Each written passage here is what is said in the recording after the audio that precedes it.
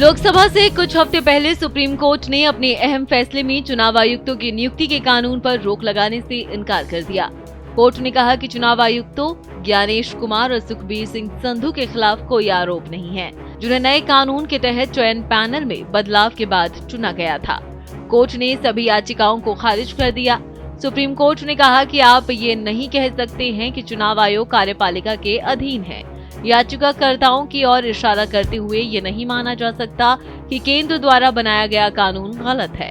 पीठ ने कहा, जिन लोगों को नियुक्त किया गया है उनके खिलाफ कोई आरोप नहीं है, चुनाव नजदीक है। हालांकि याचिका खारिज करने से पहले सुप्रीम कोर्ट ने चुनाव आयुक्त की नियुक्ति प्रक्रिया पर सवाल उठाया था। सुप्रीम कोर्ट ने सरकार से पूछा कि 2 घंटे में 200 लोगों की स्क्रीनिंग कैसे हो गई। जस्टिस दीपांकर दत्ता ने एसजी से पूछा कि क्या नेता प्रतिपक्ष को समय नहीं देना चाहिए था। 200 नामों के लिए उनको सिर्फ 2 घंटे क्यों दिए। पारदर्शिता सिर्फ होना ही नहीं बल्कि दिखना भी चाहिए। एसजी तुषार मेहता ने कोर्ट में कहा कि प्रक्रिया फरवरी में शुरू हुई। अधिनियम लागू होने के तुरंत बाद ही इस पर सुप्रीम कोर्ट ने कहा कि इसके 2 पहलू हैं। पहला, अधिनियम और इसकी संवैधानिक वैधता, दूसरा, अपनाई गई प्रक्रिया। सुप्रीम कोर्ट ने एसजी तुषार मेहता से कहा कि जहां तक इस कानून के वैधता का सवाल है, हम उस पर विचार करेंगे। अभी उस पर रोक का आदेश पास करना मुश्किल है, पर सवाल प्रक्रिया को लेकर है। आपकी कोशिश ये होनी चाहिए कि सिलेक्शन पैनल के सभी मेंबर को सभी उम्मीदवारों के नाम पर विचार का मौका मिल जाए, पर यहाँ आपकी ओर से नाम 14 मार्च को ही शेयर किए गए। बेहतर होता कि 2-3 दिन पहले नाम साझा किए गए होते। सुप्रीम कोर्ट ने केंद्र सरकार को नए नियम की वैधानिकता के मामले पर नोटिस जारी कर 6 हफ्ते में जवाब मांगा है। सुप्रीम कोर्ट अब ये तय करेगा कि नया नियम बनाकर चयन प्रक्रिया से भारत के मुख्य न्यायाधीश को बाहर करना नियम के अनुरूप है या नहीं।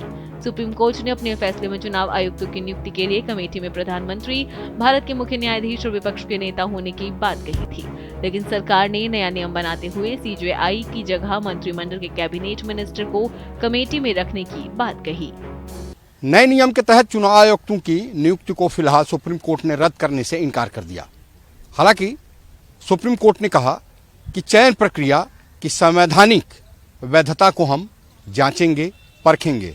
इस पर सुप्रीम कोर्ट ने केंद्र को नोटिस जारी करके 6 हफ्ते में जवाब मांगा है। अब मामले की सुनवाई अगस्त में होगी।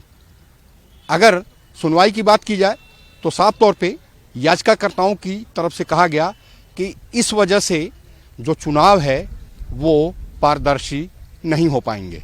हालांकि सुप्रीम कोर्ट ने सवाल किया कि चुनाव आयोग पर सवाल उठाना उचित नहीं है। सुप्रीम कोर्ट ने चुनाव आयुक्तों की नियुक्ति को रद्द करने वाली सभी याचिकाओं को एक सिरे से खारिज कर दिया। लेकिन सुप्रीम कोर्ट ने सवाल उठाया कि आखिर चयन प्रक्रिया में एलओपी, लीडर ऑफ अपोजिशन को क्यों और समय नहीं दिया गया।